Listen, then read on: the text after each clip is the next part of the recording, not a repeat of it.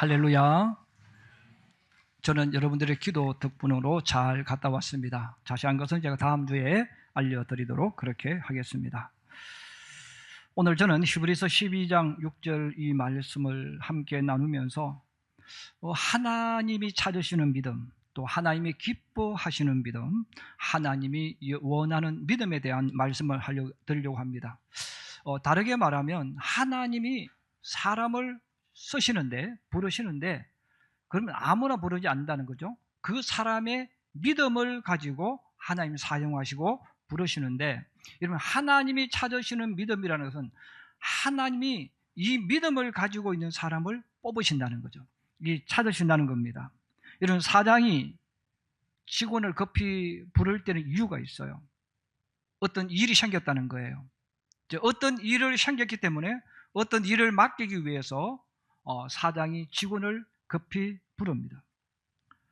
서류를 정리해야 할지 또 심부름을 시킬지 그것은 중요한 것이 아니죠. 어떤 일이 생겼기 때문에 사장이 직원을 부르는 겁니다. 그리고 회사에서도 더 중요한 일을 맡길수록 채용 조건이 까다로워집니다. 막일을 할 직원과 이사급의 임원은 수준이 다르죠. 요구하는 조건이 다릅니다.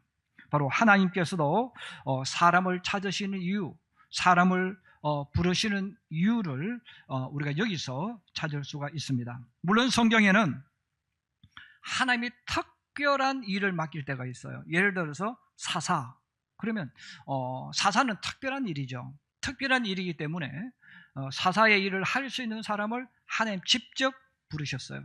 선지자나 예언자도 마찬가지입니다. 선지자나 예언자도 하나님이 직접 찾아가서 이들을 불렀습니다. 그래서 하나님께서 이들이 리더자의 자질이 있는지, 인품과 인격은 어떤 것인지 하나님이 테스트하시고 부르셨어요. 자, 그런데 성경에 나오는 대부분의 사람들은 평범한 사람들, 일반적인 사람들이에요. 오늘 하나님 앞에 나와 예배드리는 저도 여러분도 평범한 사람들이에요. 그러면 여러분, 하나님께서 이 평범한 사람들을 주님께서 그럼 선택을 하실 때, 일을 시키실 때 그냥 시키는 게 아니라 하나님의 그 믿음을 보신다는 거예요. 그 믿음을 보시고 하나님이 일을 시키시는데, 그럼 그 하나님 보시는 믿음, 하나님이 원하는 믿음, 하나님이 쓰기 위해서 찾는 사람의 믿음을 오늘 성경은 말씀드리려고 합니다. 그래서 오늘 본문을 통해서 여러분, 주님 나를 써주세요 한다고 쓰는 게 아니에요. 바로 주님은 이 믿음을 가지고 있는 자를 선택하시고 이 믿음을 가지고 있는 자와 함께 하셔서 하나님의 일을 만드신다는 겁니다. 자, 그러면 하나님께서 정말 기뻐서 찾으시는 그 믿음은 무엇일까? 또 우리가 우리 자녀들을 위해서 기도할 때도 마찬가지예요. 하나님, 내 자식 잘 되게 해주세요, 복되게 해주세요. 물론 좋은 기도예요. 그런데 성경을 알고 우리가 성경대로 기도하는 게 중요합니다. 그래서 하나님, 우리 아들에게, 우리 딸에게, 우리 자녀들에게 이 믿음을 주세요. 이게 중요한 거예요. 자, 첫 번째입니다. 같이 한번 보십시다. 시작. 하나님이 반드시 계시는 것을 믿는 사람. 다시 한번요. 시작. 하나님이 반드시 계시는 것을 믿는 사람. 성경은 오늘 중요한 이야기예요. 너 하나님 믿니? 예, 하나님 믿습니다. 그 사람을 찾는 게 아니에요. 너 교회 다니니? 예, 교회 다닙니다. 주님은 그 사람을 찾으시는 게 아니에요. 너 목사니? 너 장로니? 너 권사니? 안수집사니? 봉사하니? 그 사람을 찾지 않아요. 하나님이 쓰시는 사람은, 여기 쓰신다는 말은 같이 일할 사람을 말해요. 하나님이 계시는 것을 믿는다. 물론 그것도 맞죠. 그런데 오늘 성경 특별히 강조하는 거예요. 하나님이 반드시 계시는 것을 믿는 사람. 이 말은 뭡니까? 100% 하나님이 계시는 믿느냐 이 말입니다. 정말 너가 100% 하나님이 계시는 것을 믿느냐? 주님은 바로 이 말씀을 하는 거죠. 그러면 여러분, 우리 사람은 알 수가 없어요. 나 하나님 믿어. 그러면 하나님 믿는구나. 너 교회 다닌다고 예수 믿는구나. 우리 이렇게 받아들이는데, 정말 그 사람이 하나님이 반드시 계시는 믿는 사람일까? 아니면 믿었다가 말았다가 자기 마음대로 하는 사람일까? 이건 아무도 모르는 거예요. 자, 아무도 모르는데, 그러면 이것을 우리가 확인하는 방법이 있어요. 그 확인하는 방법이 뭡니까? 그가 말하는 대로 행동으로 가고 있는 거예요. 그가 하나님을 믿는다고 말했다면 그가 말한 것을 행동으로, 삶으로 재현하고 있는가 하는, 이것이 있단 말이에요. 성경은 이것을 가리켜서 순종이라는 단어를 써요. 그래서 여러분, 순종은 하나님이 계신 것을 믿을 때 하나님 말씀에 끌려가는 거예요.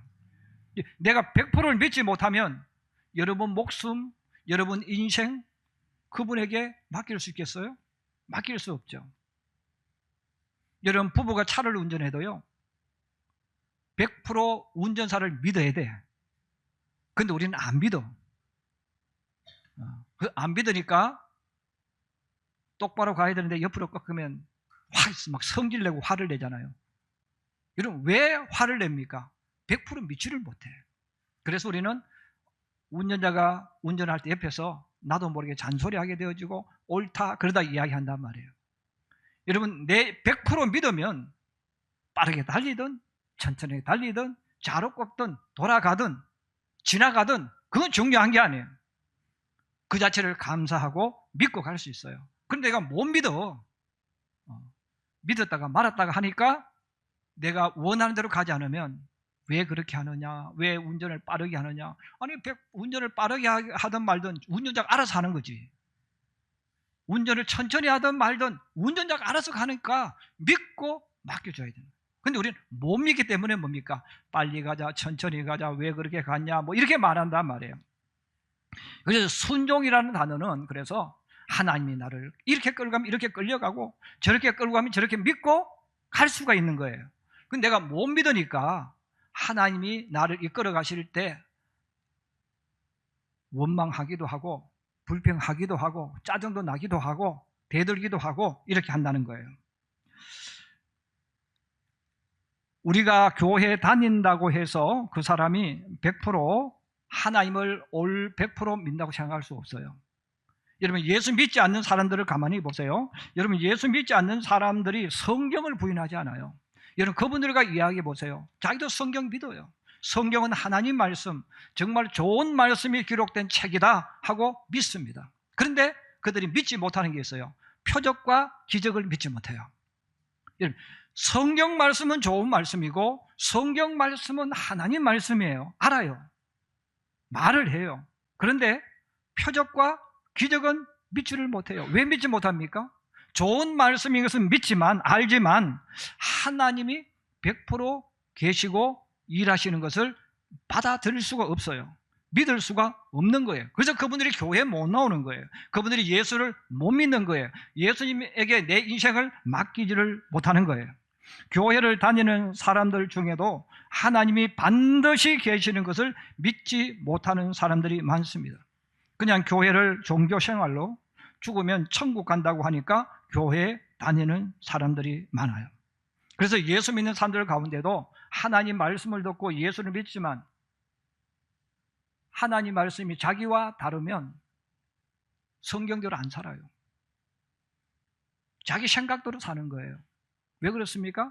하나님이 100% 계신다고 확신하지 못하기 때문에. 하나님이 정말 100% 반드시 계신 것을 믿으면 말씀에 끌려가는 거예요. 그런데 우리가 예수를 믿지만 뭐 성경은 성경이고 우리 현실은 현실이야, 이렇게 구분하잖아요. 왜 구분할까요? 하나님 말씀에 대한 100%가 없기 때문에 그래요. 하나님은 반드시 계시는 하나님, 주님은 그 사람을 찾으신다는 거예요. 여러분, 가장 대표적인 인물이 성경에 사울 왕이 나와요. 여러분, 사울은 왕입니다. 하나님이 머리에 사무엘을 통해 기름 부어서 왕이 되어졌어요. 그런데 여러분, 그 사무엘이 왕이 된 이후에 성경에 행동이 나와 있어요. 아말렉과의 전쟁에서 다 죽이라고 했어요. 그런데 죽이지 않습니다. 왜 죽이지 않습니까? 내가 생각할 때는 제사도 드리고 기름지고 좋은 양들이니까 내가 데리고 가서 우리 집에 키우면 내가 부자가 될 수 있잖아요. 내가 좀 더 나은 삶을 살 수 있잖아요. 왜 하나님께서 이렇게 귀한 기름진 좋은 양과 소들을 왜 주기로 하셨어? 나 이거 데리고 갈 거야. 그런 말씀에 불순종한단 말이에요. 그것만 그런 것이 아니죠. 전쟁에 나가서 이겼어요. 여러분, 전쟁에 나가 이겼을 때 그가 하는 일이 뭡니까? 하나님께 영광 돌리는 게 아니라 자기 자랑하기 위해서 기념비를 세우는 겁니다. 나 사울이 언제 몇 년 몇 월 며칠 날 아말렉과의 전쟁 대성을 거두었다. 내가 작전을 이렇게 짰고 내가 이렇게 해서 대성을 거두었다. 자랑하고 뽐내기 위해서 전공비를 세우러 내려갑니다. 성경은 계속해서 말합니다. 블레셋의 침입으로 위기에 빠졌을 때 그는 하나님을 찾지 않았어요. 오히려 초혼자 죽은 사무엘을 찾아가는 거예요. 그럼 사울 왕이 하나님을 안 믿었을까? 믿었어요. 하나님이 계시는 것을 믿었어요. 그런데 계시기는 계시겠지만 100% 반드시 그가 계시는 것을 믿지 못했다는 겁니다. 여러분, 우리 신앙도 똑같은 거예요. 저나 여러분들은 그 사람의 진짜 신앙을 알 수가 없어요. 자, 그 진짜 신앙은 알 수 없지만 예수님이 말씀해 주는 겁니다. 나무를 통해서 말씀하시면서 이게 참나무인지 이게 사과나무인지 배나무인지 알 수 있는 방법이 있다는 거예요. 예수님이 이렇게 말씀하셨어요. 마태복음 7장 16절에서 20절입니다. 우리 같이 보겠습니다. 시작. 그들의 열매로 그들을 알지니 가시나무에서 포도를 또는 은경추에서 무화과를 따겠느냐. 이와 같이 좋은 나무마다 아름다운 열매를 맺고 못된 나무가 나쁜 열매를 맺나니 좋은 나무가 나쁜 열매를 맺을 수 없고 못된 나무가 아름다운 열매를 맺을 수 없느니라. 아름다운 열매를 맺지 아니하는 나무마다 찍혀 불에 던져지느니라. 이러므로 그들의 열매로 그들을 알리라. 할렐루야. 바로 예수님이 이야기하시는 겁니다. 여러분, 사과나무와 배나무, 포도나무를 아는 사람들은 구별할 수 있어요. 근데 전혀 모르는 사람들을 생각해 보세요. 여러분, 전혀 모르는 사람들에게 이게 무슨 나무냐고 물으면 알 수 있겠습니까? 여러분, 벚나무가 무슨 나무인지 모르는 사람에게 벚나무가 어딘 거냐고 물으면 찾을 수 있겠어요? 모르죠. 아는 사람은 찾을 수 있는 거예요. 자, 그런데 예수님께서 말씀합니다. 벚나무는 반드시 때가 되면 벚꽃을 피운다는 거예요. 그것을 보면 알 수 있잖아요. 여러분, 사과나무를 한 번도 본 적이 없어요. 그런데 여러분, 사과나무를 한 번도 본 적이 없어도 나무에 사과가 달려있으면 사람들은 깨닫는 거예요. 아, 이게 사과나무구나. 여러분, 배나무를 본 적이 없어도 배 열매를 보면 이게 배나무인 줄 안다는 거예요. 믿음도 똑같다는 거예요. 여러분, 우리가 그 사람이 믿음 있는지 없는지 어떻게 합니까? 입으로 하는, 말로 하는 그것은 열매가 아니잖아요. 행동으로, 삶으로 표현되어져야 되는 거예요. 그럼 진짜 하나님을 믿는 사람, 진짜 하나님을 100% 믿는 사람은 하나님 말씀에 끌려간다는 거예요.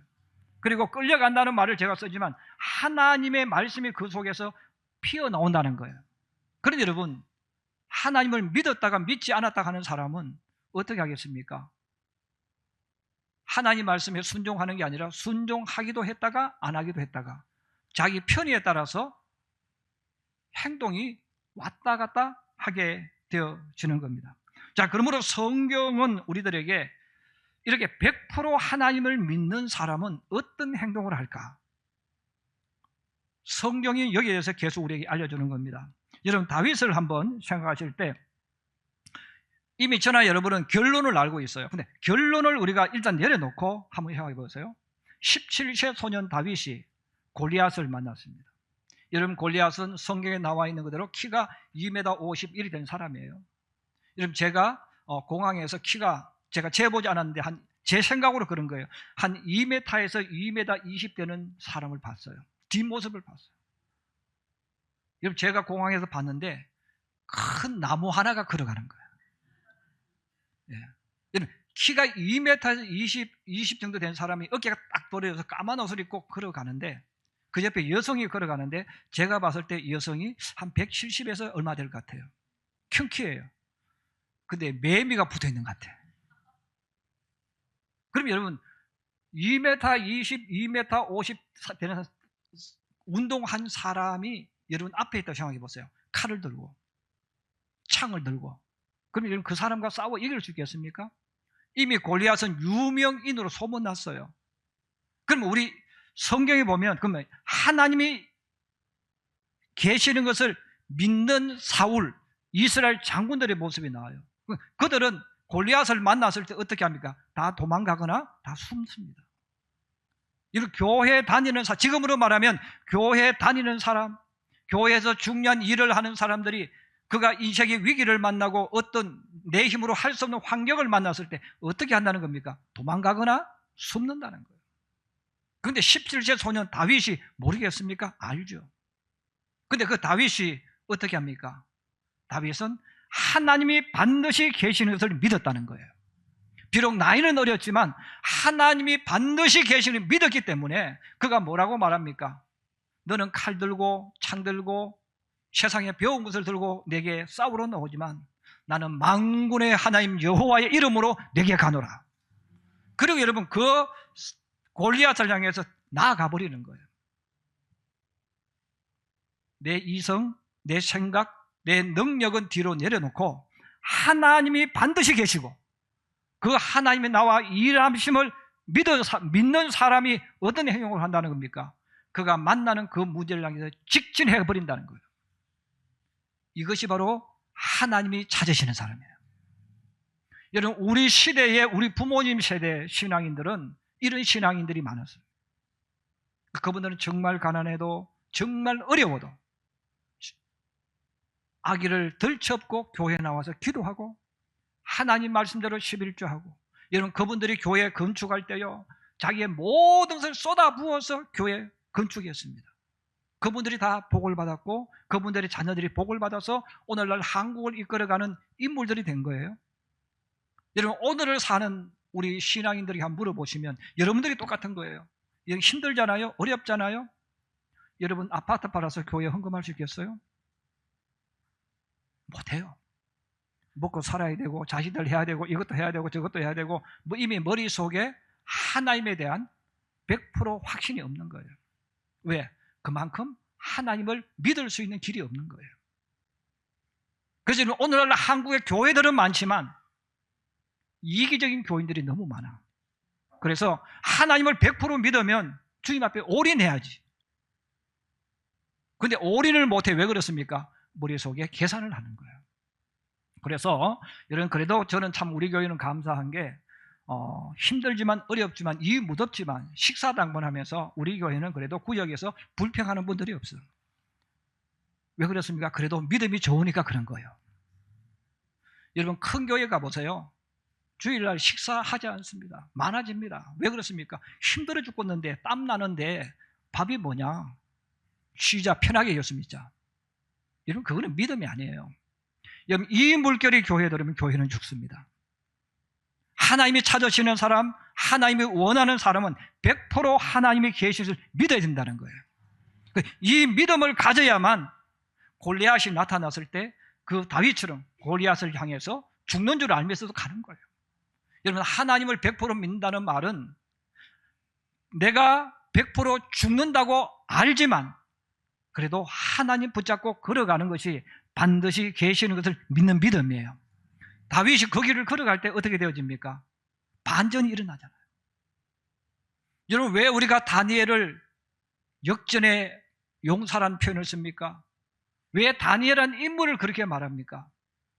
다니엘은 포로로 끌려가서 오랜 세월 바벨론, 페르시아를 섬겼던 사람입니다. 그리고 다니엘은 지금 78이 된 노인입니다. 가장 지혜롭고 가장 똑똑한 사람입니다. 근데 그가 사자굴에 던져지는 조서를 쓰고도 하나님을 향해 기도합니다. 성경 한번 찾아보십시다. 다니엘서 6장 10절입니다. 같이 봅니다. 시작. 다니엘이 이 조서에 왕의 도장이 찍힌 것을 알고도 자기 집에 돌아가서는 윗방에 올라가 예루살렘으로 향한 창문을 열고 전에 하던 대로 하루 3번씩 무릎을 꿇고 기도하며 그의 하나님께 감사하였더라. 아멘. 여러분 다윗은 10대에 바벨론의 포로로 끌려왔어요. 그리고 다윗은 이제 나이가 70이 넘고 80이 넘었어요.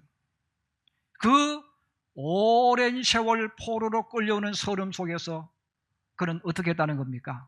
예루살렘을 향해 문을 열고 하나님을 바라봤다는 거예요.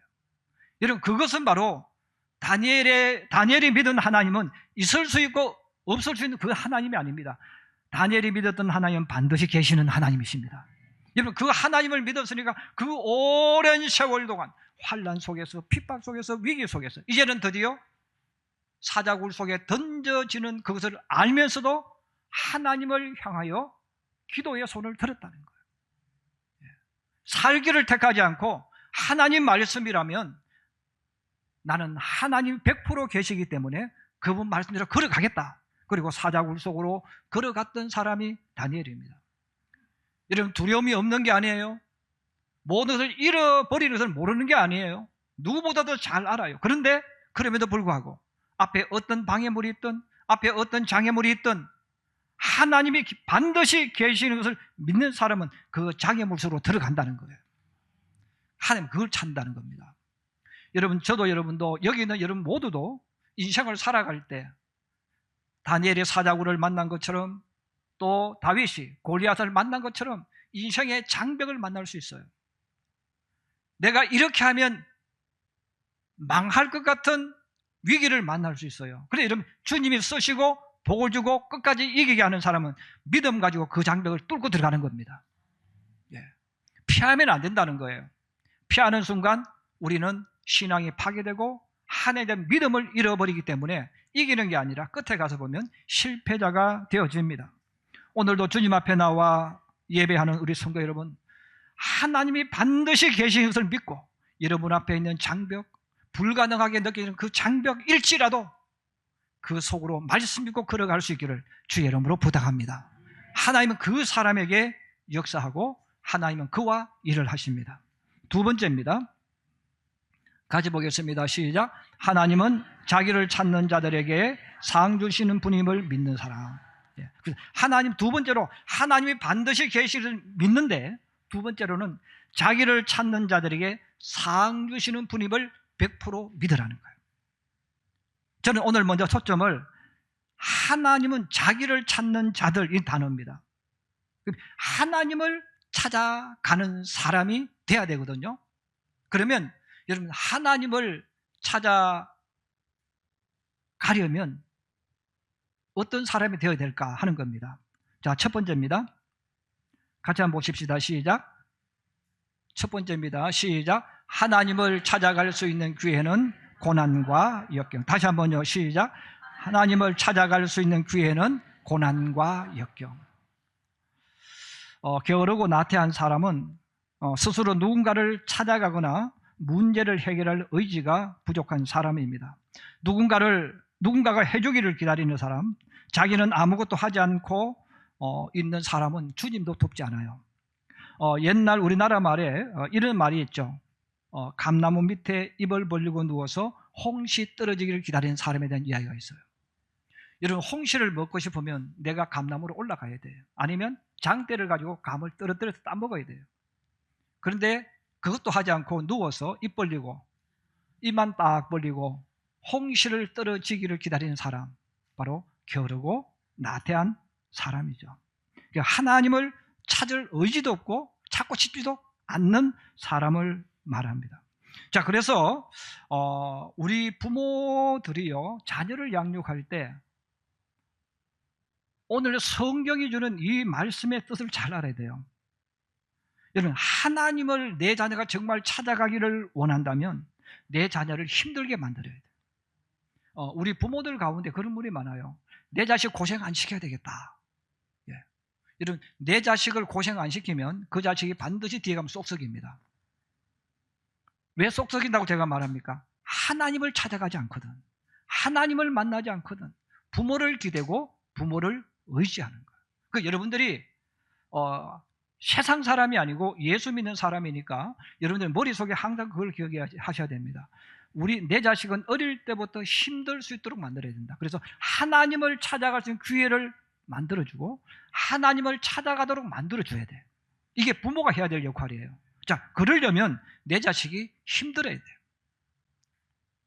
힘들게 해서 하나님을 만날 수 있도록 만들어주는 게 정말 중요한 겁니다. 자, 그러므로 내가 세상을 살면서 인생에 어려움도 없고 편안한 사람은 하나님을 찾아가지 않아요. 찾을 이유도 없어요. 왜? 편하고 좋은데. 그래서 여러분, 예수를 믿으면서 적당하게 힘들지도 않고 돈이 넘치지도 않은지, 이게 문제야. 고생하는 것도 아니고 안 나는 것도 아니고, 땀도 흘리지도 않고 뭔가를 얻을 수 있는, 이게 문제란 말이에요. 여러분, 성경은 우리에게 이야기하는 거예요. 여러분, 하나님을 찾아가는 사람은 누굽니까? 고난과 인생의 낭떠러지에 서 있는 사람, 아니면 떨어진 사람, 다르게 표현하면 고난과 역경을 만난 사람입니다. 또 하나님을 찾는 사람은 하나님을 너무나 사랑하고 그분을 늘 만나기를 소망하는 사람입니다. 자, 그래서 우리가 이걸 아셔야 돼요. 인생이 힘들고 어려운 것은 고난이지만 동시에 축복으로 향하는 출발점이 언제냐면 고난과 역경을 만났을 때입니다. 자, 그래서 여러분, 고난과 역경은 너무 힘든 거예요. 어려운 거예요. 그런데 이걸 뒤집어 버리면 내가 하나님을 찾아갈 수 있는, 복을 향해 걸어갈 수 있는 인생의 출발점이 된다는 뜻입니다. 왜냐하면 하나님은 자기를 찾는 자들에게 상 주시는 분이기 때문에 그런 거예요. 다르게 말하면 하나님께 상 받을 사람은 하나님을 찾아가는 사람이고, 그럼 하나님을 어떻게 찾아갑니까? 편하면 안 찾아가요. 여러분, 힘들지 않는데 하나님을 찾아갈 수 있겠어요? 내가 하는 일마다 다 잘 되는데 하나님을 찾아가겠어요? 여러분, 제가 우습게로 그렇게 하는 거예요. 여러분, 부부도 싸울 때 심하게 하면 싸워야 된다. 그래서 아이들의 마음속에, 이 지긋지긋한 우리 집 떠나야 되겠다. 이 집은 너무너무 힘들어. 내가 독립해야지. 여러분, 이렇게 만들어주는 것도 좋은 거예요. 우리 집이 너무 안전하고 부모가 안 싸우고 조용하면 애들이 너무 좋아. 나가고 싶지 않아. 그래서 애들로 하여금 나가고 싶도록 만들어줘요. 그러다가 싸우는 뜻이 아니라 그렇게 만들어 가야 되는 겁니다.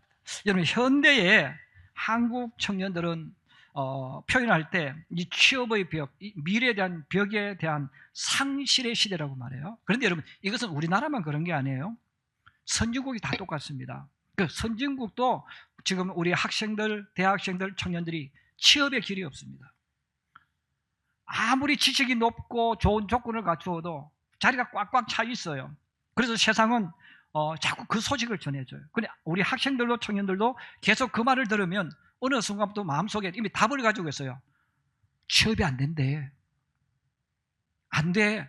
안 돼. 계속 안 되는 이야기해요. 친구들 만나도 안 된다는 이야기는 계속 듣는 거예요. 그 말을 계속 듣는 사람은 어떻게 될까요? 자기도 모르게 포기해버립니다. 이미 마음속에 답을 가지고 있는 거예요. 시대가 이래, 환경이 이래, 우리 시대가 이래, 포기. 도전하지 않아요. 목숨을 걸지 않아요. 그런데 여러분, 성경은 우리에게 중요한 이야기를 하는 거예요. 우리가 지금 현재 서 있는 상황이 상실감을 주는 시대지만 하나님을 믿는 청년들은 생각을 바꾸라는 거예요. 상실의 시대는 맞지만 다르게 표현하면 하나님을 간절하게 찾아갈 시대가 되었다는 겁니다. 저는 그래서 우리 청년들, 우리 학생들, 또 여러분, 내 자식이 청년 시절, 대학생 시절을 지금 지나고 있다면 안 된다, 안 된다, 신문에도 안 되고 다 안 된다고 말한다, 이렇게 말하지 말고, 지금은 상실의 시대가 맞지만 우리가 하나님을 찾아갈 절호의 기회를 맞이했다. 그래서 이 시기이기 때문에 우리가 살 수 있는 방법, 우리 청년들이 길을 여는 방법, 미래를 만들어가는 방법은 하나님을 찾아가는 거예요. 여러분, 성경에 나오는 위대한 인물들을 생각해 보세요. 아브라함, 다윗, 다니엘, 모세, 바울, 베드로, 이 모든 사람들을 지금의 시각으로 보지 말고 그들의 과거를 보세요. 그들이 훌륭한 사람 아닙니다. 여러분, 평범한 사람들입니다. 그런데 이들의 특징이 있습니다. 이들은 일반 사람보다 훨씬 더 고난과 역경 속에 던져졌던 인물들입니다. 이들은 낯선 나라에 강제로 이주해야 했습니다.